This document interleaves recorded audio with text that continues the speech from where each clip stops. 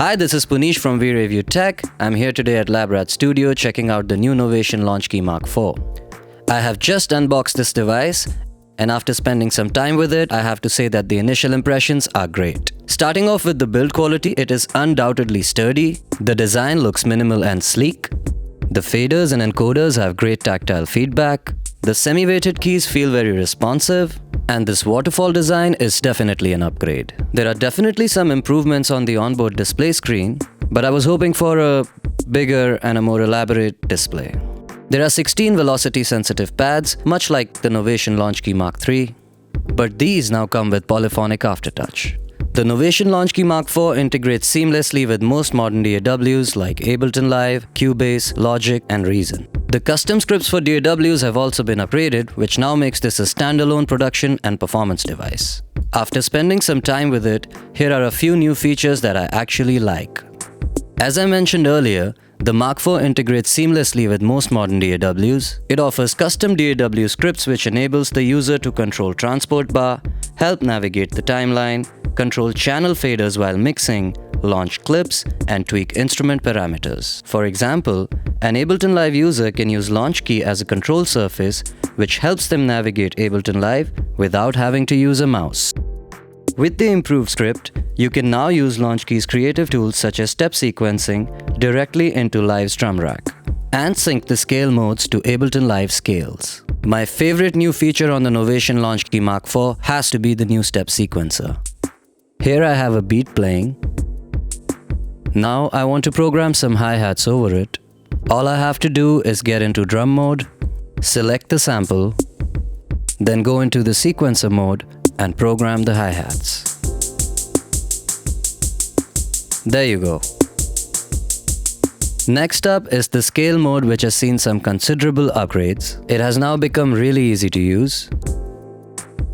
You will start by selecting the root note, followed by the scale type. It's got major, minor, pentatonic scale, blues scale, a bunch of different modes. Once you've selected the scale, there are 3 different modes using which you can play the scale. The first one would be snap to scale. What it does is, if you accidentally play a wrong note, it will snap it to one of the adjacent correct notes. Next up is filter out of scale, which will simply mute a wrong note if played. Lastly, and the easiest one, is easy scale, which basically places all the notes in the key on the white keys. If you're someone who's new to music theory and struggle with coming up with chord progressions, you're gonna love the next new feature called Chord Map. Chord Map lets you explore harmony with curated chord sets matching your scale and increases performance variations.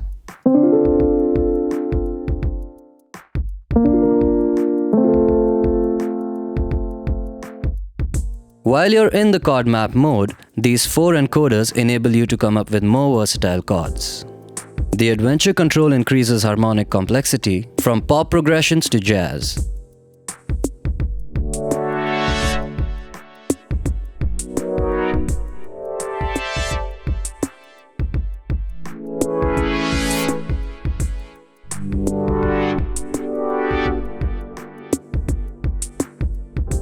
Next up is the Explore mode, which provides you different chord sets for each adventure level.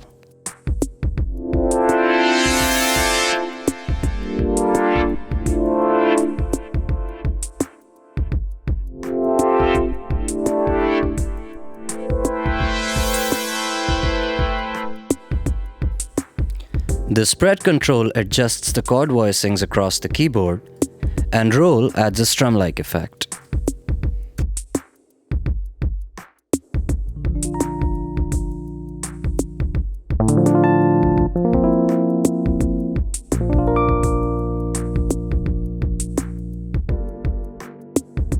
Next up is the Fixed chord mode, which enables you to record a fixed interval chord and then play it back from a single key. All you have to do is press and hold a pad, play the chord that you want to record, and there you have it.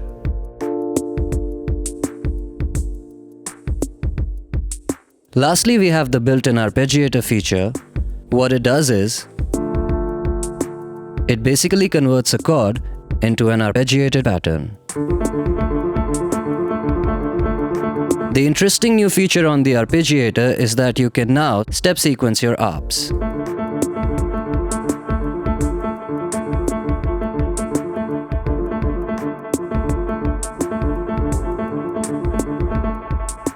As for the encoders, most of these give you access to basic arpeggiator controls like tempo, swing, the rate of arpeggiation.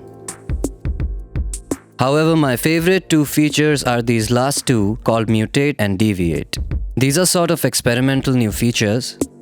Mutate adds harmonic intervals to your patterns, giving you access to complex melodic phrases, while deviate here creates variations in your step sequencing, resulting in interesting rhythmic patterns.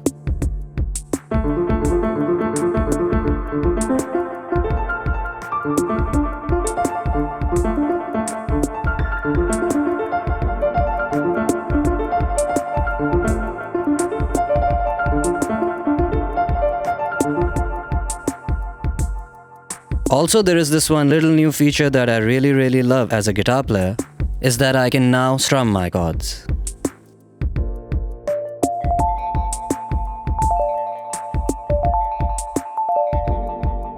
So these were some of my favorite features on the Novation LaunchKey MK4. In closing, I would like to share my thoughts about this keyboard. I think at this price point, it definitely offers some premium features and comes bundled with some premium music production tools. As an Ableton Live user, I feel that it integrates flawlessly with the program, and I definitely see myself using this in my production process. So if you have any features that are your favorites, do let us know in the comments, and in the meantime, keep making music.